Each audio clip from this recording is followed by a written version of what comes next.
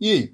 Hoje vamos falar um pouco sobre o sistema de magia. Especificamente um sistema que eu criei e que pretendia usar para minha história, mas agora eu já não sei mais. Porém, de todo jeito eu queria mostrar para vocês, porque eu acho que ele é um sistema bem completinho e é bem legal. Eu deixei ele de um jeito fácil de se trabalhar e me inspirei em dois sistemas de obras que eu gosto muito, que são Star Wars e Avatar, a Lenda de Aang. Então, por enquanto, provisoriamente, eu estou chamando esse sistema de sistema ABO. Tipo o sistema sanguíneo, sabe? A ABO, que o O na verdade é para ser um zero, mas enfim. Então, vamos lá. Para falar sobre esse sistema, primeiro eu tenho que falar sobre espíritos e magia. Então, vamos considerar que existe um mundo espiritual, que é uma contraparte do mundo material que a gente conhece. Então, meio que o formato do mundo espiritual é igual ao nosso. Só que o que é inanimado aqui não tem uma contraparte lá. Todavia, o que é vivo aqui tem uma contraparte lá, que seria o espírito dessa coisa viva. Então, todos os tipos de ser vivo estariam lá no mundo espiritual também, né? E esse mundo espiritual seria regido pela propagação de umas ondas de energia que dariam forma e sentido a tudo que acontece por lá. Agora vamos falar um pouco sobre os espíritos em si. Cada espírito de um ser vivo tem um core, um núcleo, que seria como o coração do nosso corpo humano. Ele que faz tudo funcionar. E aí acontece que haveriam algumas coisas que poderiam ser feitas com esse core do espírito, modificando o formato do espírito e o jeito que ele funciona um pouco. Eu vou chamar isso de metamorfismo espiritual.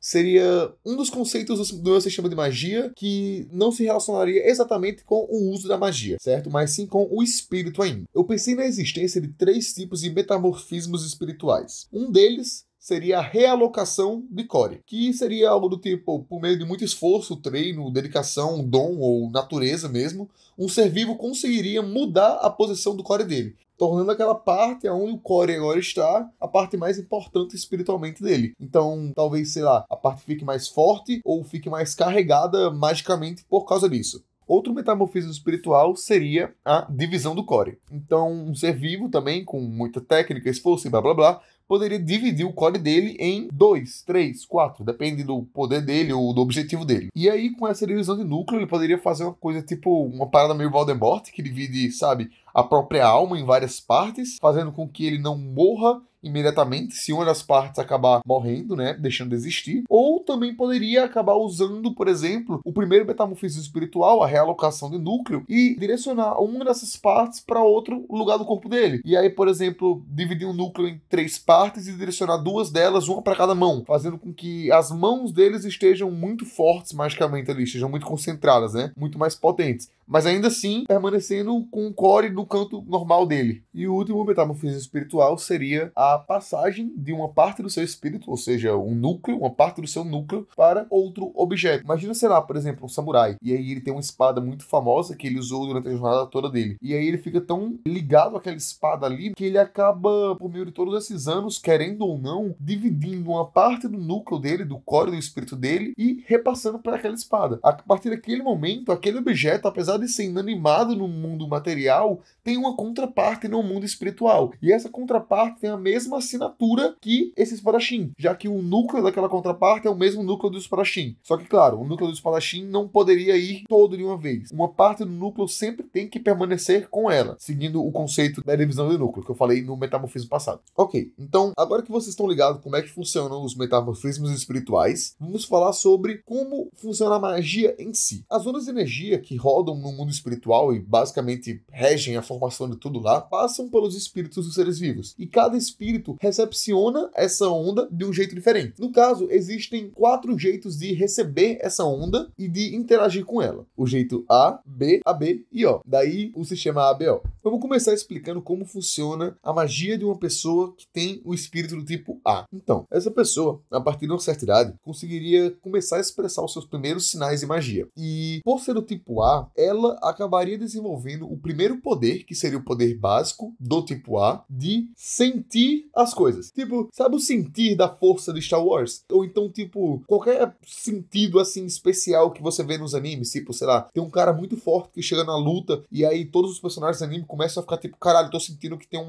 alguém com um poder muito grande aqui. Pois é, esse é o poder básico da galera do tipo A. Eles conseguem sentir as coisas. Eles conseguem sentir energias espirituais, conseguem sentir magia, sentir esse tipo de parada, certo? Se uma pessoa do tipo A acaba vivendo por muito tempo e treinando ou conhecendo culturas novas e coisas que acabem levando ela a aprender novas técnicas, ela pode acabar desbloqueando novos poderes. E esses poderes seriam os poderes avançados do tipo A, que seriam, entre outros, a habilidade de criar e manipular pensamentos de outras pessoas, ilusões, fazer conexões mentais, ler mente de outras pessoas, sentir e ver espíritos de outras pessoas e por aí vai. Então acaba que o tipo A vai para esse lado mais metafísico da parada, algo que a gente não consegue ver nem sentir na vida real. Agora falando sobre o tipo B. O seu poder básico seria o da telecinese, sabe? Mover e empurrar as coisas usando o poder da mente. Mais ou menos como o de Star Wars. Então a gente faz esse gancho. O tipo A, o sentir da força de Star Wars, e o tipo B é o mover, o poder básico, né? E indo para os poderes avançados, a gente tem a criação e a manipulação de feixes de luz, raios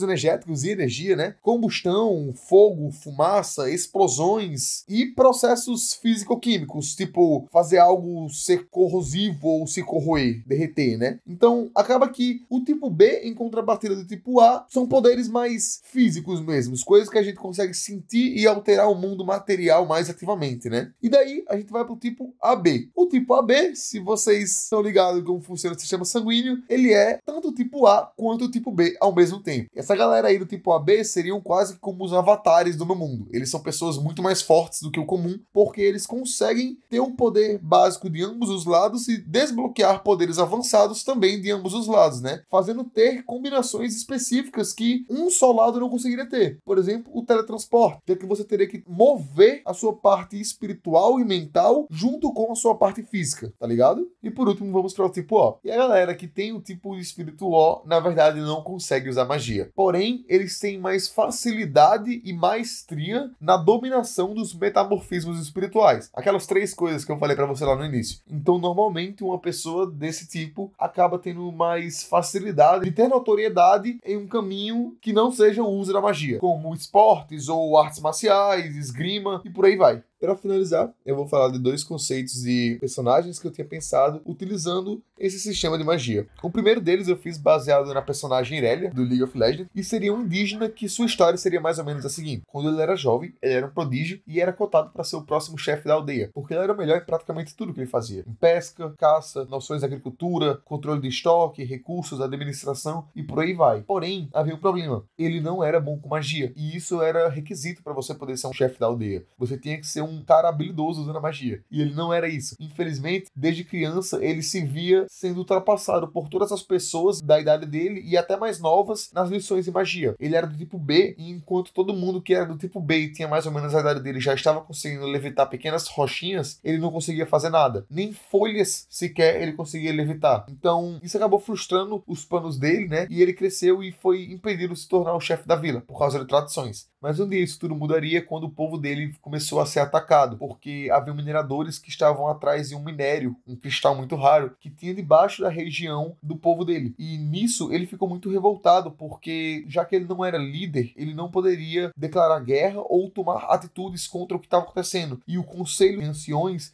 estava pensando em recuar e deixar os mineradores invadirem e tomarem as terras, porque pelo menos daquele jeito eles não iam fazer com que vários dos seus morressem. E nisso daí, houve um dia em que ele presenciou a morte de uma pessoa em um desses ataques e invasões dos mineradores, e ele ficou extremamente revoltado e furioso. Ele pegou um dos cristais que estava no chão ali e se perguntou: é isso aqui? Esse é o preço da vida do meu povo? É esse pedaço de cristal? E revoltado, ele quebrou o cristal com suas próprias mãos. E enquanto os pedacinhos do cristal iam caindo no chão, ele despertou o poder mágico dele. Ele agora conseguia usar a telecinese, porém ele só conseguia usar naquele cristal. Tá aí a ironia do personagem, né? Mas ele usava muito bem. Que nem a Irelia do League of Legends, que consegue mover as lâminas na Vori ao redor dela e, tipo, usar elas para atacar de uma forma bem letal, mas ainda assim parecer uma dança. Ele fazia a mesma coisa com os cristais e fragmentos de cristais. Ele conseguia ter essa manipulação extremamente rápida, letal e precisa com a sua magia.